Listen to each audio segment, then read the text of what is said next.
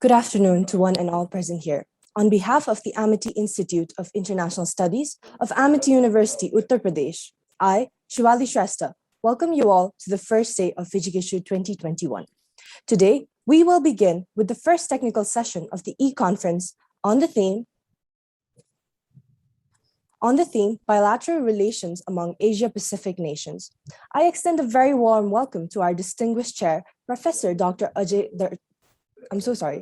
Professor Dr. Ajay Darshan Behra for this session. Dr. Ajay Darshan Behra is a professor and officiating director of the Academy of International Studies, Jamia Millia, Islamia University, New Delhi. Dr. Behra's key interest areas lie in foreign policies and security issues in South Asia, political violence, insurgency and terrorism, conflicts and conflict management, political development. He has been a research fellow at the Institute for Defense Studies and Analysis, IDSA, New Delhi, and as an assistant research professor at the Center for Policy Research, CPR, New Delhi. He is the recipient of the 1996 Kodikara Award instituted by the Regional Center for Strategic Studies, Colombo, as well as a visiting fellowship at the Brookings Institution, Washington, D.C. He has authored several research articles in journals in India and abroad on non-military dimensions of security, transnational security threats, confidence-building measures, and much more. Dr. Behra is also the author of a book named Violence, Terrorism, and Human Security in Asia, a monograph titled The Politics of Violence and Development in South Asia, and has co-edited the book Pakistan in a Challenging Strategic Context. I also would like to take this chance to welcome our co-chair, Dr. Varun Gulati. Dr. Varun Gulati is an associate professor on deputation at Dr. Ambedkar International Center, Ministry of Social Justice and Empowerment, Government of India. From lecturer at Sanatan Dharma College in Haryana to Gandhi Institute of Technology and Management in Hyderabad to Shivaji College, University of Delhi, and now the Dr. Ambedkar International Center, Government of India, Dr. Gulati has had a vast teaching career as evident from the Best Teacher Award by University in 2012. His areas of interest are women and empowerment, migration, caste, gender and identity, popular literature, Ambedkar, among others. For this session, we have 6 presenters. Presenter 1 being Mr. Gaurav Mishra, Research Scholar, Banaras Hindu University, UP, India. Presenter 2 being Mr. Abhiyan Guha, postgraduate student, Jadavpur University, Kolkata, India. The third being Ms. Ansu Kumari, Research Scholar, Jawaharlal Nehru University, New Delhi, India. The fourth being Mr. Gaurav Bhattrai, Assistant Professor, Department of International Relations and Diplomacy, Tribhuvan University, Nepal. Presenter 5 being Mr. Neeraj Singh Manhas, Research Scholar, Sardar Patel University, Gujarat, India. And presenter 6 being Ms. Sanchita Bora, Research Scholar, Jawaharlal Nehru University, New Delhi, and scholars who have joined us through Zoom and are watching us on live. We're extremely glad to witness your presence today. Now, without further ado, I request the chair of this session, respected Professor Dr. Ajay Darshan Behra, to take the floor. Thank you so much, sir. Thank you very much for that kind introduction. Let me first thank Professor Raman and her team for organizing this seminar and inviting me. I'm very pleased to see the kind of sessions that has been formed. And without spending too much of time, because I find that there are too many papers in this session, and I hope that everyone gets some good time to make the presentation, and subsequently we have a discussion. Now, the title of the session, which is on the Asia-Pacific relations, and one of the most important things, the idea of the evolution of the idea of the Indo-Pacific, which has become kind of common currency these days, and in the recent past, the rapidity with which the developments have been taking place in the region and in the Indo-Pacific region, but overriding something which had been part of the discourse and international relations in relation to Southeast Asia, and that is the idea of the Asia-Pacific. the Asia Pacific, the importance of the Asia Pacific, which came about as a result of the first the improvements in the East Asian economies, subsequently the Southeast Asian economies, and then the rise of China, which created or consolidated this idea of the Asia Pacific. In the recent past, or I would say, a little more than a decade, the idea of the Indo-Pacific, which is kind of overriding this idea of Asia Pacific, has certain concerns, I think, particularly for the ASEAN nations. And those concerns, I think, in fact, comes about also in very recent context of the signing of the deal of AUKUS. Are the Southeast Asian countries getting, contained in some ways as a result of the development, the growing role of extra-regional powers in the region, the growing competition or conflict with China and some of China's neighbors? Are there worries for the Asian countries in the way the developments are taking place? I think these are some of the concerns probably which will be addressed by the speakers in this session, because for some reason, I mean, the developments in the ASEAN, which had remained important for quite some time, that a country like India also had to have a policy not only of look east, but also act east. But today what we find is, are the Southeast Asian countries becoming much more marginal in their own region? And these are concerns. Unfortunately, we do not get the perspective of the individual countries. There is some notion or idea about how the ASEAN looks at the question of the evolution of this idea of Indo-Pacific. I'm sure the session will throw some light on the concerns these small countries of ASEAN have. So without spending more time in, I think you've had a fairly good discussion or exposition on the idea of the Indo-Pacific. So let's now bring in the speakers to give us a sense of the countries in the region. So I'll invite Mr.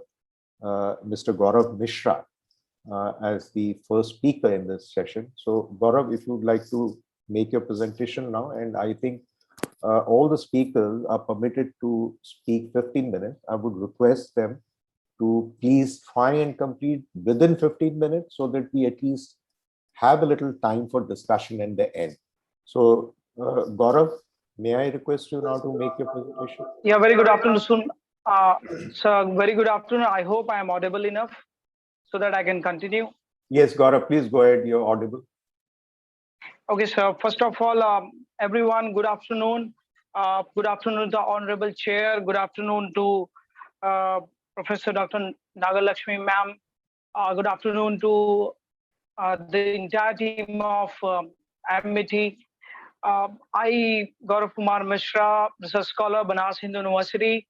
I have given my abstract on the this particular VIJIGISHU 2021. Congratulations to the team and the entire people who are organizing this wonderful event.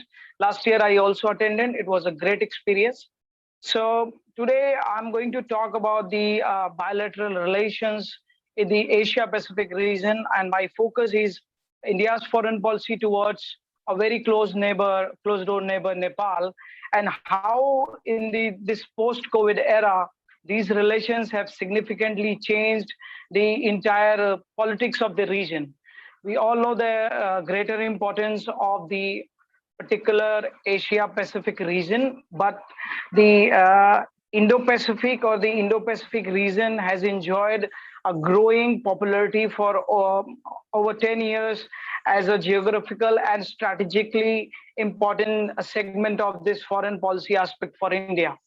As we all know that many see in Indo-Pacific as a new geographical and strategic platform to explore their geostrategic interest. But my point is the term has found its own introduction officially when there are major players like China and India. When they involve in this segment, that creates a huge difference. Now, I want to say that since the competition in the Indo-Pacific is gearing up, and China is keep on challenging the India's historical dominance in the region, we can say that it does seem like India is finally gearing up for this challenge. Now, I would like to say that keeping the defense cooperation and partnership between various Indo-Pacific nations suggests that New Delhi is seeking the, seeking this to strengthen the more or less, you can say, different cooperation towards building up a stronger perspective for Indian foreign policy goals, and also some of the ties like Quad, as earlier discussed by some of the eminent scholars of this field. India has emphasized that its idea of Indo-Pacific stand for a free, open, and inclusive region. We want things to explore. We want everyone to develop. We want people to interact with India and come together with India and develop a global perspective. I mean, I would like to say. But the Chinese engagement in Nepal recently, after these pandemic, especially, I would like to say that it's sharply increasing the new area of cooperation. Like we know that making India's time to time uncomfortable by using LAC. Last year, I also said that China used to manipulate LAC, particularly to disturb India. And the New Delhi is rejecting the proposal of this trilateral cooperation. Like if we see that originally this idea is floated by China, later backed by some of the leaders in the Nepal. But it's a huge security concern for us. Like what makes Asia Pacific a central factor in the deciding success in the upcoming success of India's foreign policy is naturally responsible for its own cause. Now, I would like to say that if we see the leadership of Honorable Prime Minister Narendra Modi, India has taken a significant shift with neighborhood first policy, and now the focus of India's foreign policy is on improving relation with their other countries, like the next door neighbors. If we see the post-COVID era with Nepal, we can definitely see the attempts like the vaccine Matri initiative placed by the Indian foreign policy makers has created a significant move in the region. And since Nepal's dependence on India is more than India's dependence on Nepal, it is all more necessary to balance such relations. So I would like to say those the very ambitious project of China like BRI, we know the importance of CPEC, we already know the importance of SAARC. I would like to raise a question, and I would like also to put my thing, because I was reading a book later, All Roads Lead to North by Amish Raj Mulmi. There he has written the strategic value of Nepal for both India and China. We have already discussed, at time to time we have discussing that how this landlocked country has changed the entire geopolitical region. But my question is that how and when we can change the overall process. Look at Narendra Modi's stand towards Nepal. The Honorable Prime Minister, after the very eminent shift in the government, you can see Sher Bahadur Doeba has taken place over there. He has immediately talked and promised a very good cooperative relation with Nepal. So the China factor or the C factor in this entire region is completely shifting, what I must say, a broader way of understanding the foreign policy. the social scientists like all of us has to be very much active and understand that India and Nepal share a very historical background, their people-to-people connection, and a long history of India-Nepal relation. But this entire play, or you can say India needs to play an active role in building an Indo-Nepal relation stronger to keep the C factor out of Nepal. There is an infrastructure war going on, as we all know that every time we are saying something and China is doing something. So the neighborhood policy emphasized that efforts of Indian foreign policy makers should be more or less Nepal centric and neighborhood oriented, so that the overall impact of the Indian foreign policy in the region will make this region very much open for all, and with a lot of opportunities for each and every country available in the Indo-Pacific. Now, if I talk about especially the vision of Prime Minister Modi or the vision of the government of India currently in the Indo-Pacific region, it is completely, as I said, inclusive.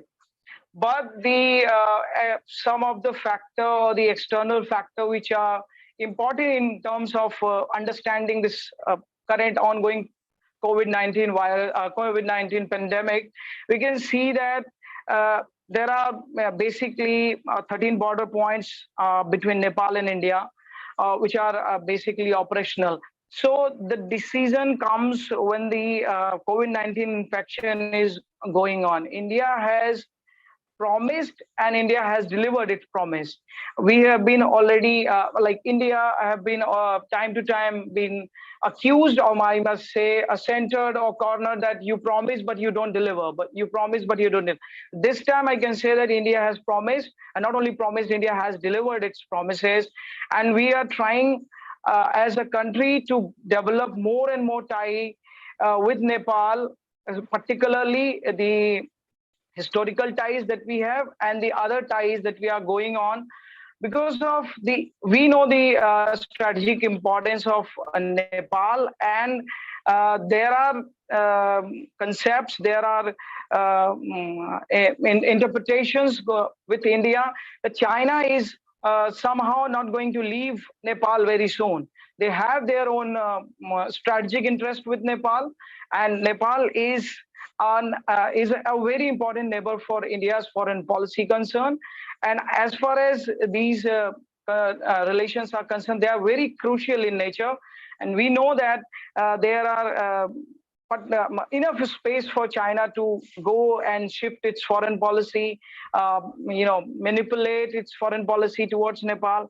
And Nepal is, I must say that Nepal have been examined by this joint collaboration. When every time there is a government shift or in disbalance in Nepal, China utilizes it in its own favor. So I would like to say here that India as a nation should not give any space to Nepal, to China, so that this old people to people bond, the historical bond, the cultural bond reduces the foreign policy aspects. So my area or my concern towards Nepal, being an Indian, is that I want Nepal to explore more and more in this region and to become a very important member, so that countries like China should not disturb Nepal for its own national interest, because China, we all know that it has the tendency of crushing the countries and exploring its own foreign policy.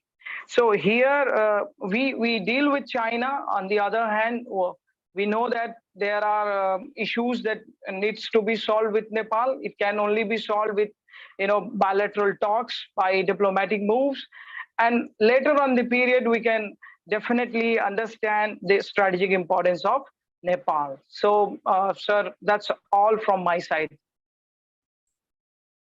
Thank you very much, Gaurav. That was short and sweet. You have highlighted the challenges before Nepal. Nepal has to have a balanced relationship between India and China. The historical relations between India and Nepal, because of which I think we will continue to be very focused on Nepal in terms of our in the current context in the post-COVID period. Also, India has given a special place to Nepal, but Nepal has its own challenges, its own development challenges, because of which it also needs help from the Chinese economy. So Nepal will also try to have a balance between India and Nepal.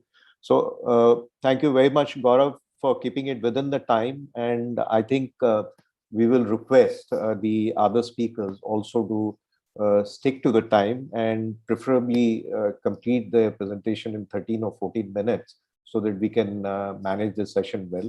So my apologies, I forgot to invite Dr. Varun Gulati, who's my co-chair. So what I will do now is, Dr. Gulati, I invite you now to make your remarks and conduct the proceedings. So I will now watch from the background till you bring me in. So Dr. Gulati, please, my apologies to you. Please, chair the session till sometime now. Thank you, Professor Ajay Darshanji, and there is no need to apologize. Many times it happens, so there's no problem. I mean, in fact, I do not mind. Thank you, Professor Nagalakshmi, for inviting me in this session as a co-chair. And, I feel very honored actually, to be there in Amity University, share my views. Of course, we have so many scholars, and, a teacher is always happy to listen to the students rather than to give sermons. And Professor Ajay Darshanji has already given his opening remarks, and the session has already been started. So I will not take much time, but since I have been invited, so just for a couple of minutes, in the internal security issues, or rather the topic of this, session that we have selected, I would like to first state that, being in the ministry, we frame the policies, and not only frame the policies, but we also provide policy feeds to the ministries, especially to the Ministry of Home Affairs, Ministry to the External Affairs, wheresoever the stake of Ministry of Social Justice, is there. So that's our major role in, in this Dr. Ambedkar International Center. So we provide this policy feeds. So my concern rather is, in the last 2 years, we have seen a massive outbreak of a disease, which is a pandemic. Of course, we all know that.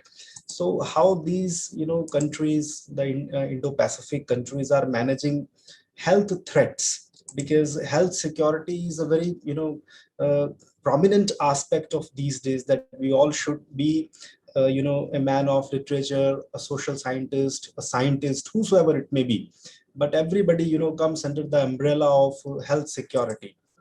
So parts of Asia and Pacific region, we have seen, have become the hotspots of emerging and re-emerging infectious diseases, and factors such as growing antimicrobial resistance and the health impacts of the climate change and frequent natural disasters poses threats to these regional health security issues. So that is my core issue to actually discuss, but due to the shortage of time, I would not take much of the issues in this. So what I'm trying to say is that strengthening health system is an important building block for health security. And if we do that, it would certainly improve data collection on surveillance and monitoring of infectious diseases, and regulation of the private sectors, and harnessing in potential. So these can address not only the health risks to a country's own population, but also its regional and international obligations to protect the health security. So in case of COVID-19 pandemic, we have seen it has indeed prompted greater regional cooperation, without which we cannot achieve the target. And as we know that the Sustainable Development Goal number 3 set by the United States includes the targets to achieve universal health coverage, including financial risk protection, access to quality essential healthcare services, and access to safe, effective, quality, and affordable essential medicines and vaccines for all. So this necessitates linkage to health systems, strengthening, including health information, and in turn strengthening health security. So that is what my major concern in these days is, which I shared in very brief. And I would again request Professor Ajay Darshanji to please carry on the session. Thank you, sir, for giving me this opportunity. Thank you, Dr. Gulati. Those are very interesting observations. I hope some of those issues about health concerns, particularly in a kind of continuing pandemic period, that I'm sure some of the other paper presenters would like to highlight in their presentations. So the next speaker, Mr. Abhigyan Guha.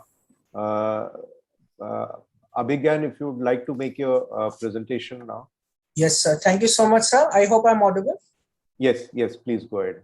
Okay, so I'm sharing. I cannot share my screen since other participant is sharing. So how will I present my PPT? I cannot share. Lakshmi, please unshare your screen. You can share the screen. Yes. Sharing the screen. Now you can share. Now you can share the screen. Okay. Thank you, ma'am. Just you have to let me know that you have got to share your PPT. Okay. Is it visible now? Yes. Okay. Make it in the presentation mode. Yes, ma'am. Very good afternoon, one and all present here. So my paper focuses exclusively on the brief history of India-Japan relations and showing the especially on the contemporary trends and emerging dynamics of India-Japan relations and the engagement in the Indo-Pacific region against the backdrop of Chinese assertiveness and territorial expansionism. Now, I've emphasized especially on the role of the quadrilateral security dialogue, or the Quad, that constitutes the center of gravity in the India-Japan relations. Now, coming to the historical background, I'll just briefly touch upon how India and Japan exhibited strong cultural and religious links since the advent of Buddhism, with deep spiritual affinity and civilizational ties. Both the nations used to develop trade and commercial linkages across the waters, and both the nations developed full-fledged bilateral ties after the Second World War, and being Asia's oldest democracy, sharing the convergence of strategic, economic, geopolitical interests, they share mutual responsibility towards promoting regional cooperation and stability in the Asia-Pacific. Now, in 1951, India's refusal to attend the San Francisco Peace Conference due to the concerns over limitations imposed on Japanese sovereignty and national integrity was followed by the signing of the Treaty of Peace between India and Japan, which constituted a milestone. And consequently, they established formal diplomatic relations on 28 April 1952. Now, it was soon followed by decades of frequent visits from both the sides, and the amalgamation of soft powers reached a new zenith with the Japanese Crown Prince Akihito and Crown Princess visit to India. And by 1986, India became the largest recipient of official development assistance loans from Japan, a long-term program, and became a long-term partner of economic assistance. And in 2000, with the signaling of the new millennium, we have witnessed the erstwhile Japanese prime minister's India visit, constituting a new landmark in the India-Japan bilateralism, establishing the India-Japan joint global partnership of the 21st century. And by 2006, both of them mutually agreed upon holding annual summits between prime ministers with the establishment of strategic and global partnership, cementing closer economic cooperation catalyzed by India's rapidly growing economy.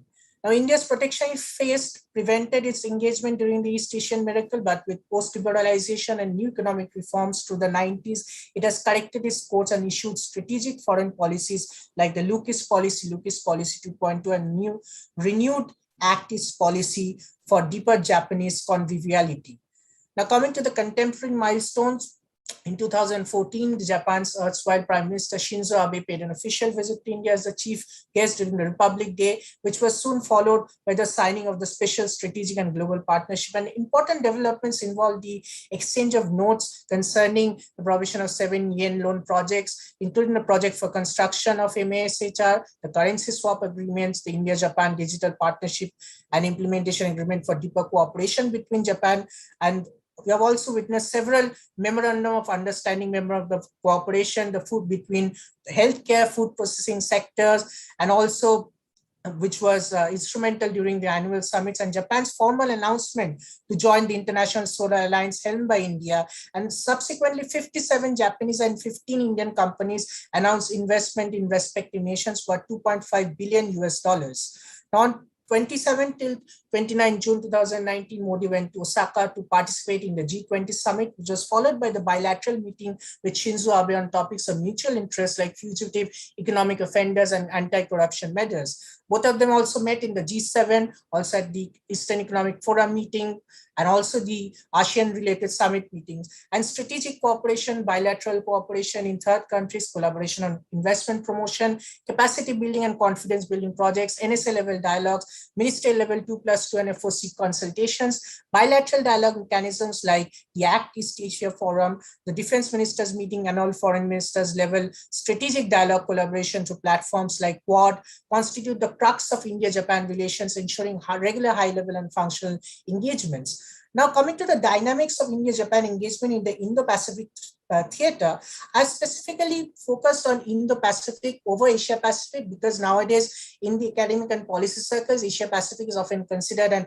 anachronistic and obsolete terms with the redrawing of the geopolitical landscape and crystallization of the vision of free, open, inclusive, and prosperous Indo-Pacific that is predicated on democratic values like commitment to rules-based maritime order, freedom of navigation and overflight, pacific resolution of disputes, constituting the epicenter of strategic competition, geopolitical jockeying, and the growth underbelly of the international arena. The biogeographic region as a cartographical construct refers to the interconnected maritime space between the Indian Ocean and the Pacific Ocean, joined together by its principal trading channel, the Malacca Straits. Now, China's irredentist territorial claims in the South China Sea and in the East China Sea, the Chinese gambit in the Korean Peninsula, and overall unilateral revisionist regional hegemon instincts accompanied by its Belt and Road Initiative, Maritime Silk Road, and assertive string of pearls strategy created a series of security and strategic challenges in the Indo-Pacific, emboldening its geostrategic significance. Now, as you can see, the Indo-Pacific region as the nucleus of contemporary international politics with so many countries and around 62% of the world's GDP, and also at the growth underbelly of the international arena. Now, the erstwhile Japanese Prime Minister Shinzo Abe, in a speech before the Indian Parliament, had introduced the Conference of Two Seas, a precursor to Japan's Indo-Pacific policy framework that called for linking the Indian and the Pacific Ocean to make a free and open Indo-Pacific, and he had prioritized India's role to spearhead such ideological visions. From the normative foundations of Indian philosophy, he drew inspiration, and also it served as the basis for Japan's engagement and interest with India in Indo-Pacific, in tandem with India's Shangri-La Dialogue in June 2018, which outlined the vision of free, open, and inclusive order in the Indo-Pacific, predicated on the democratic elements and ASEAN centrality's vision, called for cooperation and collaboration in the region. India found space in Japan's foreign policy framework, like the Arc of Freedom of Prosperity, the Quadrilateral Security Initiative, and Asia's Democratic Security Diamond. While enjoying civilizational parity, India and Japan have become natural partners in mutual partners in various common interests, and thus Japan's free and open Indo-Pacific FOIP and India's maritime doctrine of security and growth for all in the region of Sagar, the ACTIC's policy, are essentially complementary frameworks for creating scope for the two nations to deepen collaboration in the Indo-Pacific. Now, as you can see that the free and open Indo-Pacific strategy, it has been highlighted, diagram visualized from Japan's point of view.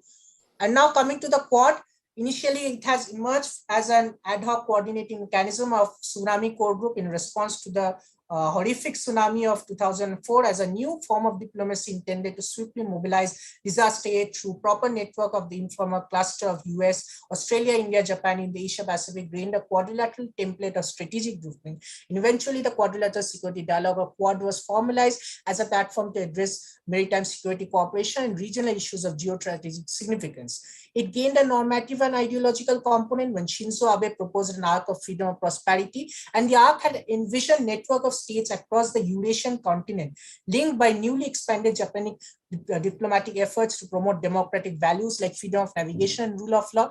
And Japan's foreign minister paid attention to the liberal democratic free market nature of the future Quad. In December 2006, as a milestone in India-Japan relations, during a visit to Tokyo, India's erstwhile Prime Minister Dr. Manmohan Singh had announced in a joint statement that India and Japan will be eager to initiate a new dialogue with other like-minded countries in the Asia-Pacific region to address themes of mutual interest. Now, diplomatic activities began with the then US Vice President Dick Cheney signaled American interest in Quad dialogue, following by Cheney's consultation with the Australian Prime Minister and frequent visits from each and either side. The first meeting of the initial Quad was held in May 2007, and the officials had assembled in the ASEAN Regional Forum meeting at Philippines. Meeting was essentially that of an informal grouping with common areas of convergence to the dialogue partners, including disaster relief. And subsequently, there was military exercise associated with the Quad, an extension of Malabar's series of joint naval exercises.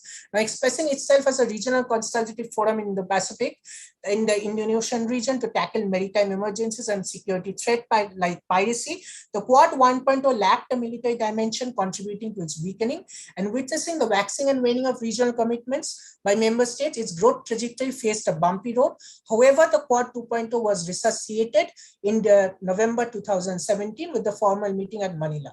Now, coming to the Chinese threat perception in the Indo-Pacific, the renewed diplomatic momentum of the Quad is a byproduct of geopolitical shockwaves in the form of Chinese maritime expansionism, belligerence in the form of territorial disputes, and its emergence as a regional hegemon in the South China Sea, East China Sea, its ongoing Senkaku Islands dispute with Japan, its aggressive maneuvering in the Korean Peninsula and Taiwan Strait while endangering India and Japan's strategic interests. Its vision of maritime Silk Road as a corollary to its ambitious BRI under Xi Jinping necessitated China's increasing naval presence and militarization in the Indian Ocean region. Its belligerent behavior while asserting its territorial claims over the maritime entitlements and resources, violative of the UNCLOS while focusing on critical maritime infrastructure, emphasis on key maritime zones, investment in port construction, so-called protective maritime zones while chalking out alternative routes in the Indo-Pacific has threatened the Quad's survival. The unilateralist revisionism underlying its foreign policy posture in the Indo-Pacific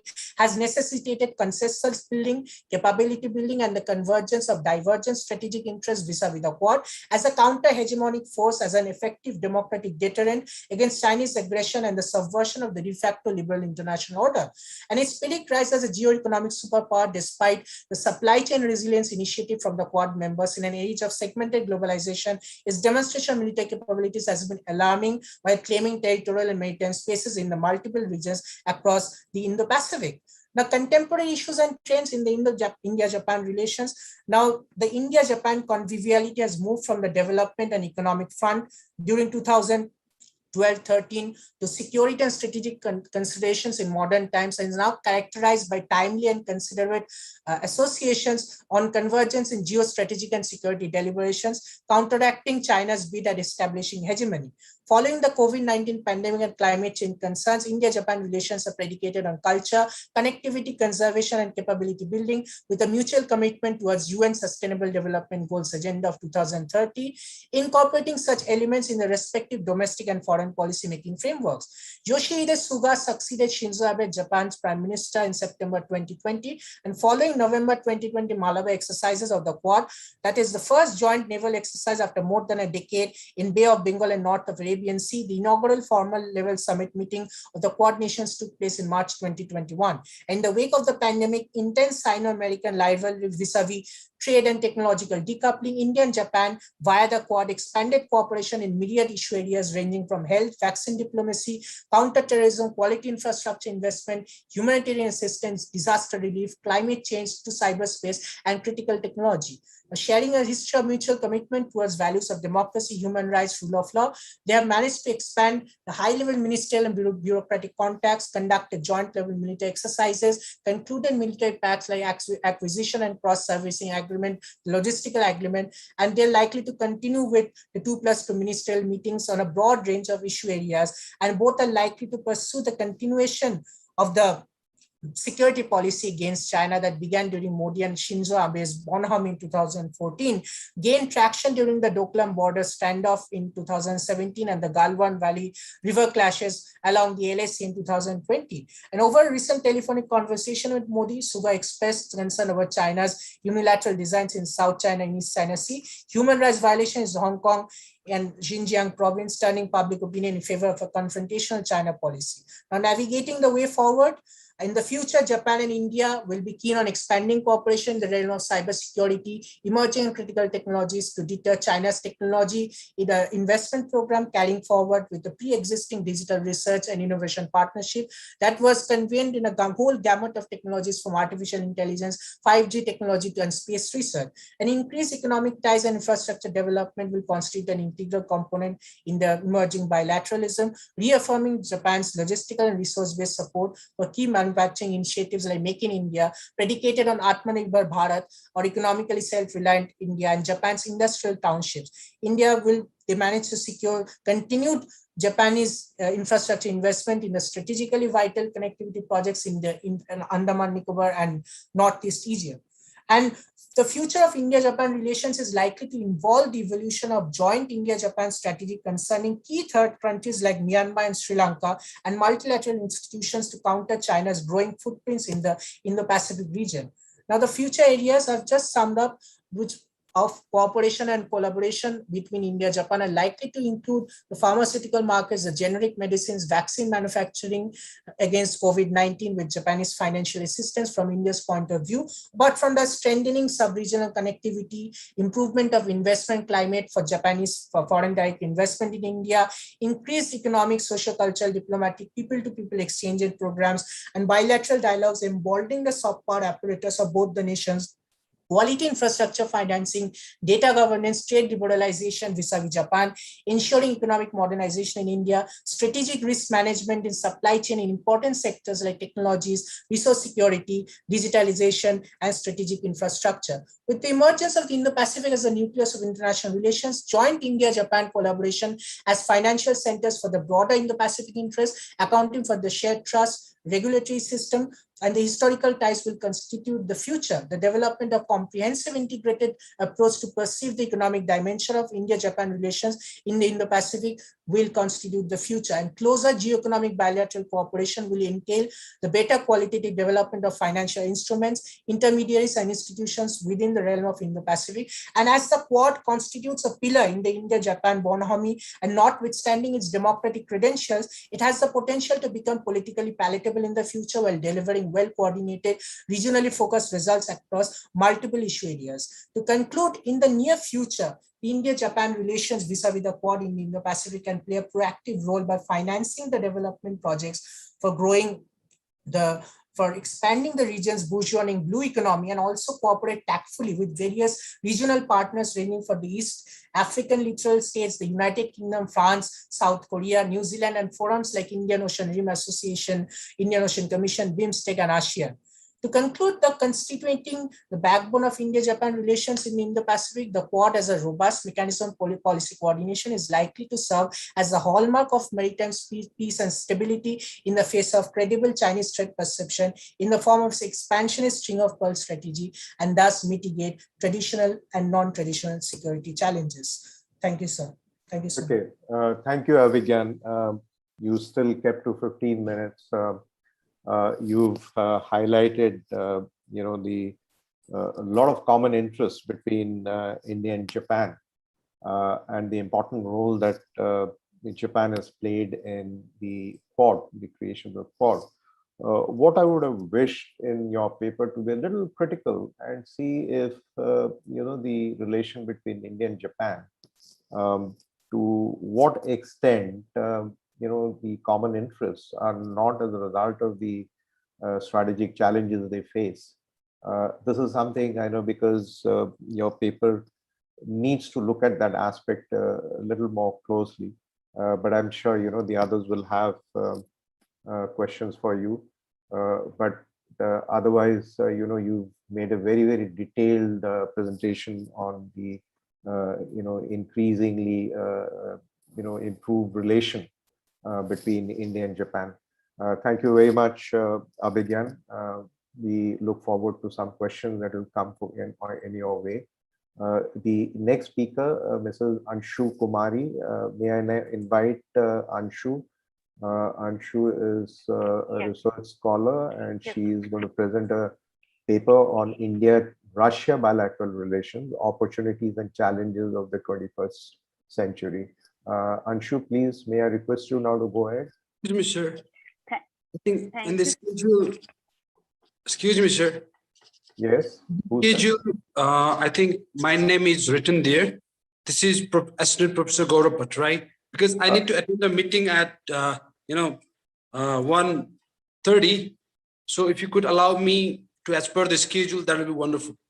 Gaurav, can we take your paper just after this? Anshu will take about 15 minutes, then we will take your paper after that. We will leave you by 1:30 for sure. Because I have a meeting and I need to go to, not meeting is not here. I need to at least, in a bike, it takes around like 25 minutes. So if you could just Anshu, if you don't. It's okay, sir. Okay. Since Anshu is okay with it, we will. Anshu, I'm sorry, just bear with us. Gaurav wants to make his presentation first. So Gaurav Bhattarai is assistant professor at Tribhuvan University, and we do not want to hold him back from his other engagement. So we will now take his presentation on unlearning Nepal as a small state and perceiving Nepal as a small power. So, Dr. Gaurav, you may make your presentation. Thank you, Chair.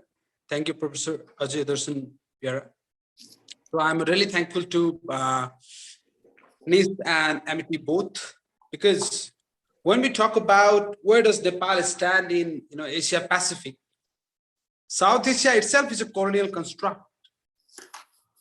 And similarly, Asia Pacific, I think itself is a Western construct too.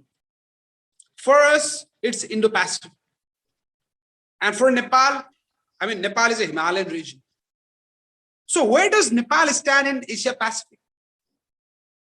Nepal stands nowhere in Asia Pacific, as it's a landlocked country and it has no direct access to the sea. So MCC and Indo-Pacific strategies, they are two different entities. US ambassador to Nepal has already clarified about that, along with the former, foreign minister of Nepal, Pradip Gemali. So what we saw in the ancient period, Himalayas were perceived mystically. But with the beginning of trans-Himalayan trade in the medieval period, various civilizations across the Himalayas got interconnected. And after the formation of modern states, however, Himalayas provided a source of natural defense to many countries in the world. And even in the age of globalization and regional integration, driven by cross-border connectivity, Himalayan region it has not been free of the great power politics, resulting into securitization of foreign policy. So while in different periods of time, starting from 1962, China-India border war, or starting from that to 2020, Galwan standoff, the two nuclear armed countries in Asia have stood against each other for the control of Himalayan region. The securitization, the increasing security threat to the small countries neighboring India and China, particularly Nepal. So although the small countries in South Asia are eager to draw economic benefits from the spectacular development that is taking place in India and China, the geopolitical competition between India and China have largely paralyzed the hopes and aspirations of small countries. Because the rise of China has not only increased the strategic importance of Himalayan region, Himalayan countries like Nepal, geographically located between India and China, but has also, it has really augmented the convolution in managing the interest of major powers in Nepal. Nepal faces the difficulty in managing or accommodating the interest of major powers, as the new alliances are being developed in Asia Pacific region to contain China. Leaders from Group 7 countries, they agreed to devise a Build Back Better World plan to counter China-led Belt and Road Initiative, of which Nepal is a member. while Quad, quadrilateral security dialogue, including the United States, Japan, Australia, India, it's aimed to face of China. So the objective of even the BECA, Basic Exchange and Cooperation Agreement on Geospatial Cooperation between India and United States, is to contain China's influence through geospatial intelligence in the Himalayan region. So recently, the trilateral partnership between Australia, United Kingdom, and United States in relation to nuclearization of Indo-Pacific region has once again deteriorated on the securitization of the security communities. In such a context, where the world and the region are in a state of flux, how shall Nepal proceed? Dealing with the complex and uncertain strategic environment that is triggered by the changing global power relations. Will existing mechanism and regional integration will be of any help to alleviate the impact of great power rivalry in the Himalayan region? How has Nepal managed the major power interest? So if we try to look into the changing global power relations, the post-COVID-19 world order is different from what we witnessed earlier. Because as the global pandemic not only transformed the relations between the countries fundamentally, but also exposed a kind of fissure in the current system of global governance. As multilateralism and international cooperation saw setbacks, the process of globalization and regionalism has also been unprecedentedly impacted, resulting into a kind of shift in a global power relations. Even though interdependence subsists side by side, threatening the chaos, the process of globalization is confronted by economic nationalism. While the much awaited rise of East even is perceived with the skepticism and global order became more Westphalian, citing Sesu Tharoor and Saran here. So the ideals, norms, and the institutions of the liberal world order, which was projected to be adaptable to the, a kind of unescapable steward in world affairs, is today limited or constrained by the inflexibility and obstinacy of the great power politics. Today, perceiving US-China relation from the lens of new Cold War has been a commonplace activity. Although it is the offshoot of the strategies that the two countries have targeted against each other. Their strategic competition cannot be branded as a Cold War, I think, because they are not involved in any kind of ideological struggle. China and United States are not leading any kind of military alliance against each other. And most importantly, it is difficult to separate a globalized economy into blocks now. It's not like during the time of Cold War. And intending to contain each other as the US and USSR did from 1945 to 1989. So United States has adopted the policy of strategic competition against the rising China. The interim, if you look at the interim national security strategic guidance that was issued by Biden administration in March 2021, it identified China as an assertive, sole competitor and a challenge to an open international system, which needs to be confronted through the policy of strategic competition. And even, I don't think how many of us are aware about this, US Strategic Competition Act of 2021. We must look into this. I was really surprised to see the budget that United States has, allocated to contain China. Really, millions to contain China. Millions of amount is not enough for United States.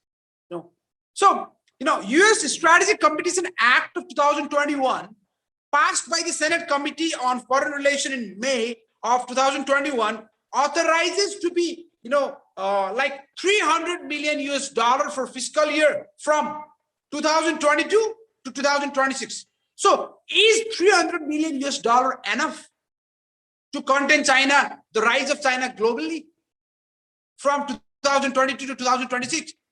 3, 4, 5, 6 for 4 years.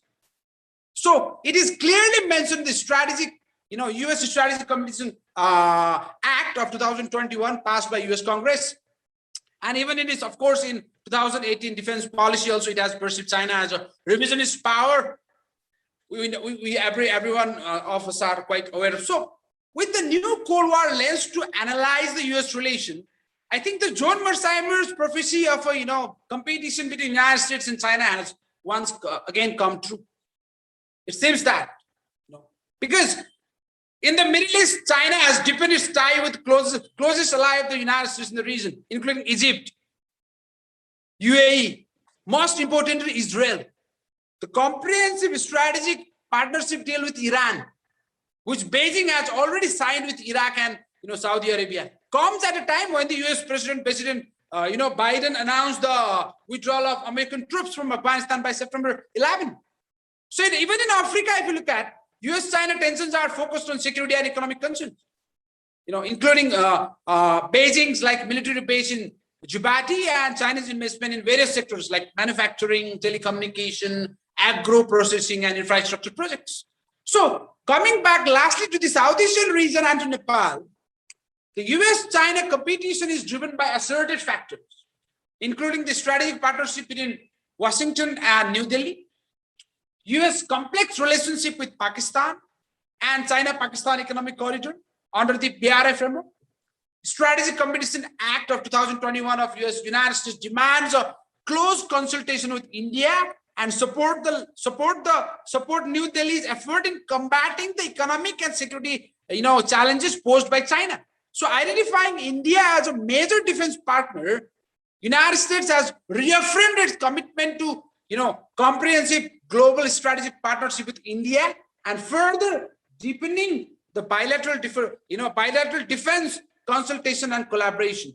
So as the interaction between the two nuclear powers severely affect the stability and prosperity in South Asian region, the Himalayan country like Nepal, which has also the strategic advantage of being located between the two Asian powers, it may face a difficulty in balancing its immediate neighborhood.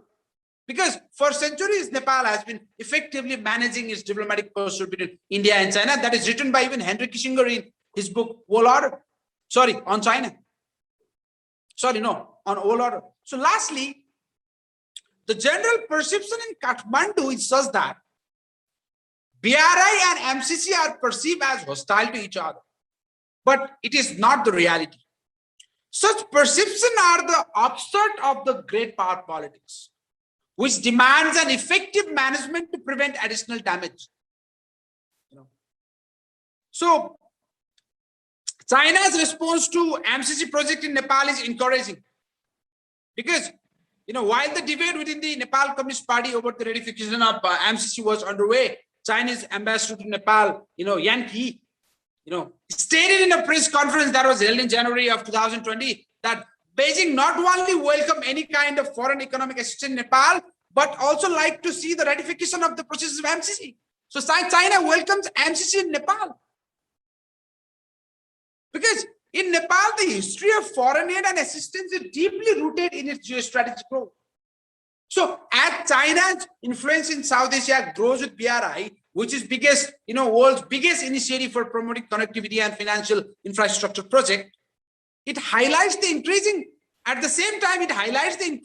Sino-Indian competition in subcontinent and the Indian Ocean region. So today, when as Beijing plans to cross the Himalayas with the BRI project in getting connected to the South Asian market, India remains alerted by China's connectivity project and funding for the infrastructure development in the region under the Western, oriented opening up. So, in conclusion, what I would like to just tell is, expressing a kind of apprehension over China's Black Sea project, United States has already warned Nepal not to fall in China's debt trap. However, China has always welcomed all kinds of foreign aids and assistance in Nepal, including MCC, as I already mentioned. So, to effectively balance the two immediate neighbors, Nepal has been exercising the policy of equidistance, which is, however, denigrated by Indian security experts, alluding to China's expanding influence in Nepali society through aids and investment. India's understanding about Nepal-China relation is driven by security threat. Even before 1962 war, New Delhi never wanted Nepal to develop relations with Beijing on its own. Nepal had established its diplomatic relation with China only a year after India signed a treaty with China over the question of Tibet in 1954. So in the context of BRI as well, India tried its best to prevent Nepal from joining BRI, but it was the pro-Indian government back in Nepal that joined BRI. So I think it's really, lastly, in 2 lines, BRI projects in Nepal faces, particularly the trans-Himalayan, whether, when Chinese academicians, Chinese policymakers, Chinese, strategies, when they are talking about, earlier they used to say Nepal is a bridge between India and China. These days, they say that Nepal can be a bridge between China and South Asia, particularly highlighting on the trans-Himalayan railways, particularly emphasizing on the importance of the trans-Himalayan railways to get connected to the South Asian reiterating on their South Asian ambition to get connected to the South Asian market. But Nepal, because of the political uncertainty back home in Nepal, because of the geopolitical vulnerabilities that has impacted Nepal's maneuvering, foreign policy maneuvering, because of the geoengineering challenges in trans-Himalayan projects, because of the uncertainty in the funding modality, Nepal, I don't think, is going to be a bridge, rather a burden. Thank you.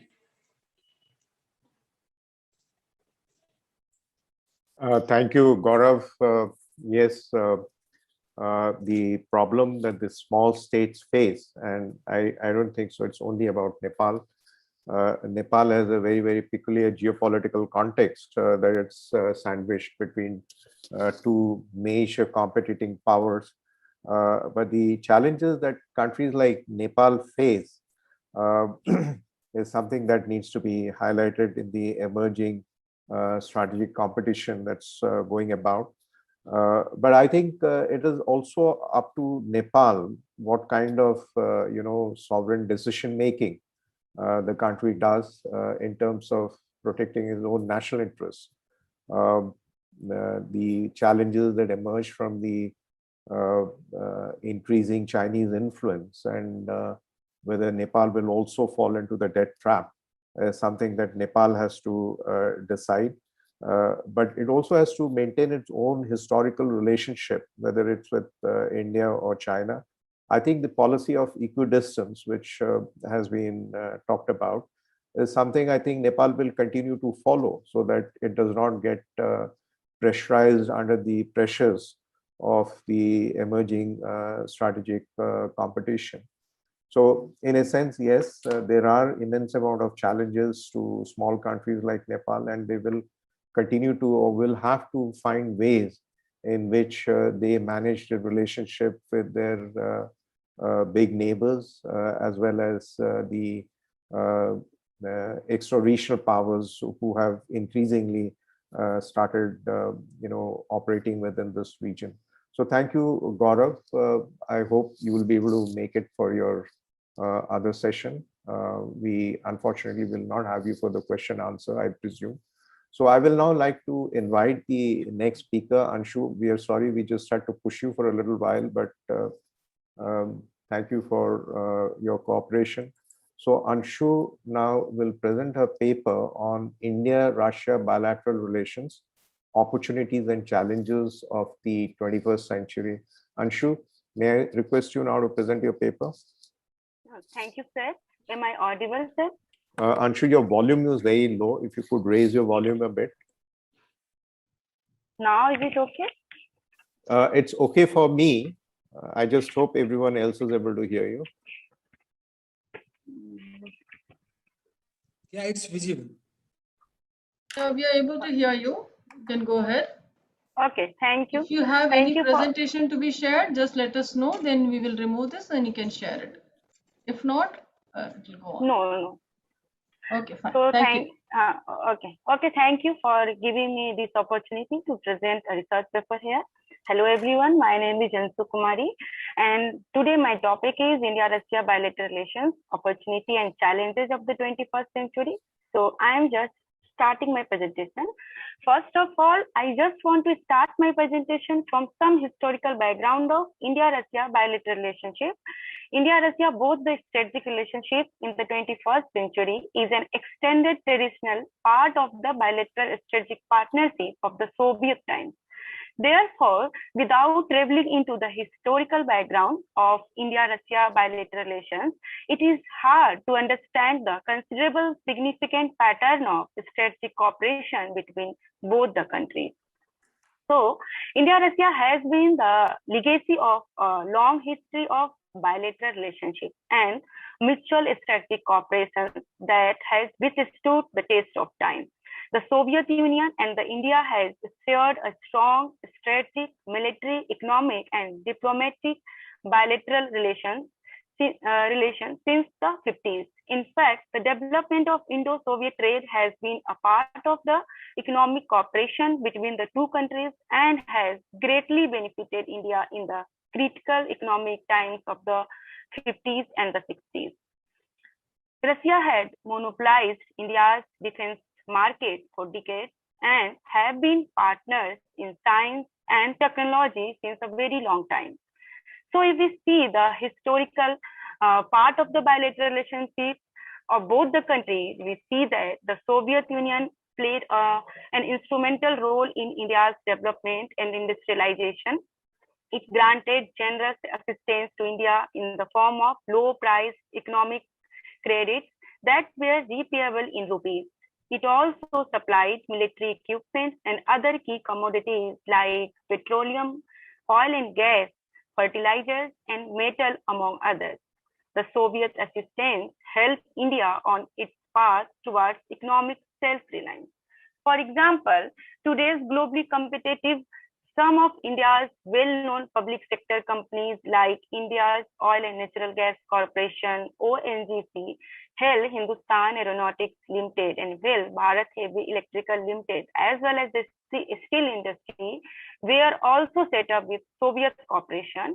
India also helped to Russia during the food crisis hit the Soviet Union in the winter 1991. So my point is that the Soviet Union buying large quantities of Indian goods towards the repayment of the loan account. The Soviet Union was the major exporter of India from 1970 to 76, and also India exported its agriculture products such as tea, coffee, tobacco, leather, jute, etc. In Soviet market. So, and also Russia exported power cable, drugs, pharmaceutical, engineering goods, and other ready-made garments. So we can say that India has found a secure market in the Soviet Union at the Soviet times. Also, Soviet help to India's in private sector has been comprehensive. The visit of Indian Trade Delegation Representative, Federation of Indian Chamber of Commerce and Industry, and Associated Chamber of Commerce and Industry of India India to the Soviet Union and of delegation of the Soviet Chamber of Commerce and Industry to India, and their discussion have led to concrete result in identifying areas of cooperation. Tracing the history of Indo-Soviet cooperation in private sector, a comprehensive agreement between FICCI and Chamber of Commerce and Industry of the Soviet Union was signed in September 1977, setting up a joint cooperation agreement. This was in consonance with the bilateral agreement that FICCI had entered into with a number of apex chambers of commerce in foreign countries. The first Soviet credit in the private sector was guaranteed to the Hindustan Gas Company. So thus, we can say that India received huge assistance from the Soviet Russia for the building of industrial infrastructure development. With help from the USSR, India established more than 120 industrial enterprises that laid the foundation of India's rapid growth in the successive decades. The historic Indo-Soviet Treaty of Peace, Friendship and Cooperation on the 9th August 1971 became the turning point in the bilateral cooperation that consequently came to be termed as a special relationship. However, after the disintegration of the Soviet Union in the year 1991, trade and economic relations suffered a steep decline, and the need for India's energy security re-emerged.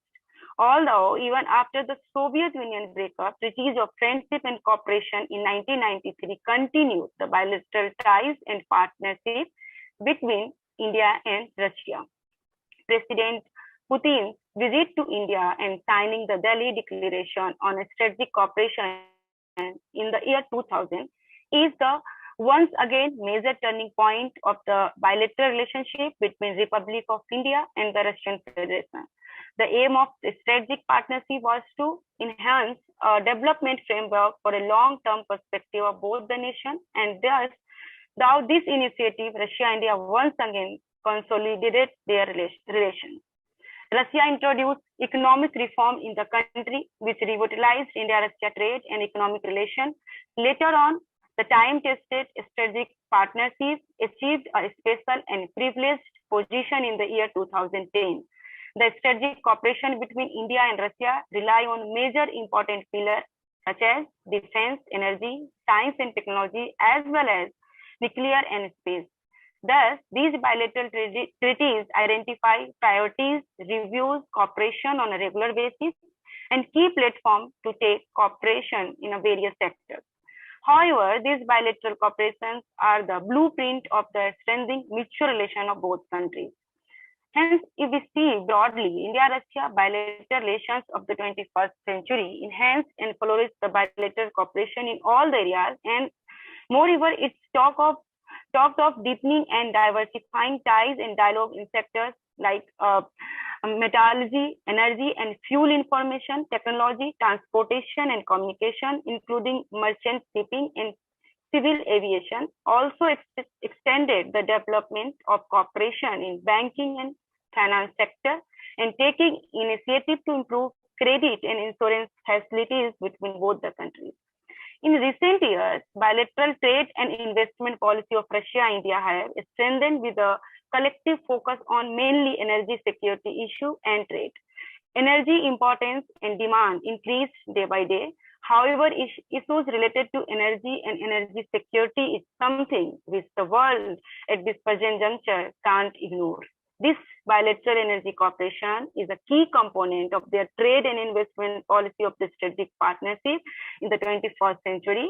The two countries' needs naturally complement each other. Thus, the current energy partnership is an extended traditional part of the bilateral strategic partnership of the Soviet times, along with the defense has been a key driver of friendship between the two countries. So basically, India-Soviet historical relations have given strong foundation to their present cooperation and priority to mutual investment in the trade sector. So regarding this, I want to highlight my point on bilateral scope in energy sector and its opportunity and challenges, which both countries are facing. First, in fact, India-Russia strategic bilateral relations are mainly working on energy sector, and energy sector is a big opportunity and challenges for both the countries. In the changing global scenario of the 21st century, the concept of energy security becomes the most important input for economic growth and human development. It was recognized as a prominent international trade and investment policy in recent years due to global competitiveness. In recent years, bilateral trade and investment policy of Russia and India have strengthened with a collective focus on energy security issue and trade. However, issue related to energy and energy security is something which is very important for both the countries. The whole world is hungry for energy of its economic growth today. The availability of cheap and affordable energy is the prime need of the economy for any country, mainly after the industrial revolution. So India is the third largest energy consumer in the world. Ensuring energy security is one of the challenges for the country's sustainable development. Russia is a key global producer and exporter of petroleum and natural gas.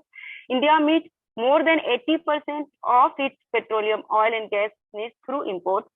Both the countries are focusing on energy sector. Ensuring energy security requires dealing with various risks also and challenges like market risk, technical risk, transport and supply risk. And to face the situation, there are multilateral frameworks like ECT, GCC, SCO, BRICS, and RIG, etc. are working to promote trade and investment cooperation in the field of energy sector. India and Russia continue to share common strategic approach for their relationship at multilateral forum as well as bilateral cooperation. Apart from bilateral synergy, the two are members of various multilateral organizations, including BRIC, G20, East Asia Summit, and SCO, where possibility for cooperation on issue of mutual importance exists. Moreover, India's Eurasian diplomacy towards Russia has preferred to engage with multilateral alignment. It has been organizing a number of events and meetings under the SCO and BRICS format. India became a full member of SCO, and it also engaged with Russia in the BRICS forum. The approach towards continued cooperation is also visible in the Eurasian Economic Formation Union. Further, both are also talk on free trade agreement between India and the Eurasian Economic Union for the promotion and protection of investment, and agreed to liberalize business mechanism. Now, the cooperation is not limited to a buyer-seller relationship, but includes joint research and development work and training. Thus, both the countries are jointly working on the operation of international... Ashu, may I interrupt you? Just 2 more minutes to conclude. Please conclude in 2 more minutes. Okay, sir. Thank you. Thus, both the countries are jointly working on the operation of international North-South transport corridor to liberalize in order to stimulate bilateral trade and investment regime. Even the international North-South transport corridor and India-Russia Green Corridor project enhance bilateral trade has been envisaged as a multilateral undertaking with economic and geopolitical rational intervention in the shorter connectivity route project. Thus, bilateral high-level visits and multilateral alignment approach has been institutionalized in strategic cooperation by head of state. Moreover, the proposed Chennai-Vladivostok maritime corridor will be also helpful in improving trade ties with Russia and China. The corridor link will be useful to act as a bridge between the Eurasian Union and India and open common free and inclusive India-Pacific trade markets. Therefore, India-Russia has been interested to expand her bilateral trade and investment relationship. And according to the demand of the changing competitive situation, they prominently formed suitable atmosphere in which a series of bilateral trade agreements were concluded between both the nations. So, in India's energy deficiency nation and Russia energy surplus nation is the natural partner in the field of energy sector and have a mutual interest in cooperation in the sector. Moreover, projects and cooperation between both the countries have made it possible to take these relations to the level of strategic partnership. According to the report by the International Energy Agency, India is likely to emerge as the world's third largest energy consumer by 2025, behind only the US and China. So, thus the contemporary issue, the COVID-19 pandemic, is exerting a complex impact on global development. It becomes a powerful mechanism for the redefinition or restructure the growing trends toward international politics. Due to COVID-19, India-Russia did not hold a summit in 2020. Leaders of the two countries have met regularly annually for the past 20 years since the summit relationship commenced in 2000. So, in conclusion, I want to say that in the changing global scenario of the 21st century, the concept of energy security became the most important input for economic growth and for the both countries. And Russia is a key global producer and exporter of petroleum and natural gas. But after all, trade relations between India and Russia are much below to their potential. Despite growth of both countries since the last decade, India meets more than 80% of its petroleum, oil and gas needs through imports. At present, the volume of bilateral trade of both the countries are $11 billion, but both the countries want to enhance its trade and therefore they have set a target of $30 billion by 2025 for its trade. So, in conclusion, in the pandemic situation, I want to say that in an unpredictable changing world scenario, the This should ensure that India and Russia strengthen their political economical ties and explore more. Energy is the most important important for both countries, and that's all. Thank you so much. Thank you. Thank you, Anshu. I think there's a lot of food for thought as to how India is going to reshape its relationship with Russia. The India-Russia relationship is one of the most, I mean, it has been the anchor of India's strategic relationship all throughout the Cold War period. And we have seen a fraying of that relationship in the post-Cold War period with the emergence of the Quad. We know that Russia has problems with the Quad. We do not know as to how, if there is the prospect of any kind of a counter Quad formation, which has been talked about also in the morning sessions. How India is going to manage its relationship with Russia. I mean, it still wants to keep the relationship, the strategic partnership on keel. We are in various multilateral forums or trilateral forums. We still have very good relations with Russia. But the post-Cold War period has changed the strategic context for both the countries. And while India has become much more closer to the United States and the emerging strategic dynamics in the Indo-Pacific region, which in some ways goes against Russian interests, and the Russian strategic context in which we find that Russia has an increasingly improved relationship. I mean, one cannot be certain about that in terms of its relations with China, but it's also trying to improve its relations with Pakistan, and that is of some concern to us, what kind of relationship that's going to be. So Anshu, I hope you will take all these things into consideration in trying to look at an issue which I think does not get much of focus, because we are so focused on the Indo-Pacific with the role of the various other important players, and this increasing greater focus on China, where Russia still has an important player in the international system. Russia, which still has a certain amount of importance for India's external relations. We do not have that kind of focus on Russia. So I hope, Anshu, you will be able to look at some of these issues in framing, reframing your analysis.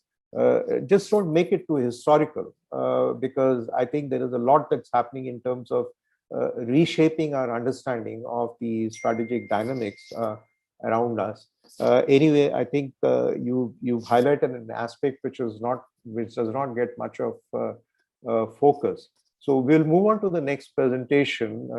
Now the next presentation is going to be by Mr. Neeraj Singh Manhas, research scholar at the Sardar Patel University, Gujarat, and his paper is Bilateral Relations between India and Myanmar, United States Interest and Response. So Neeraj, may I request you now to make your presentation, and please try and finish it within 13 to 11, 14 minutes.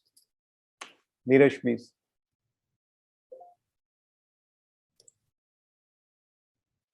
Unmute yourself if you haven't unmuted yourself.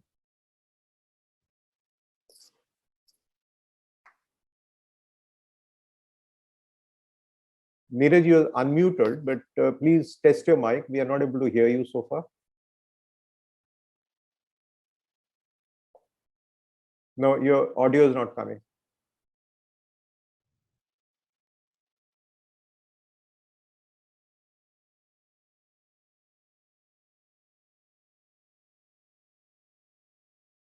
Please unmute yourself, Neeraj, because I can see that you have not unmuted yourself.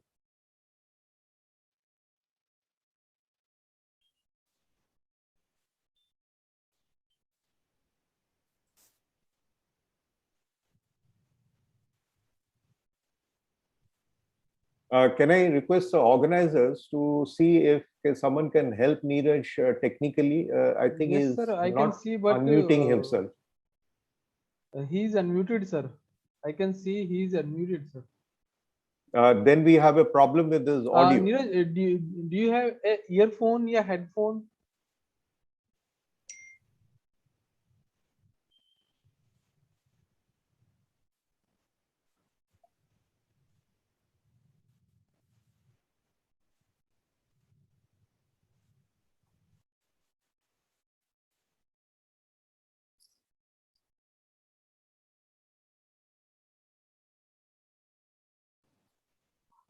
No, Neeraj. Now please select your Bluetooth earphone.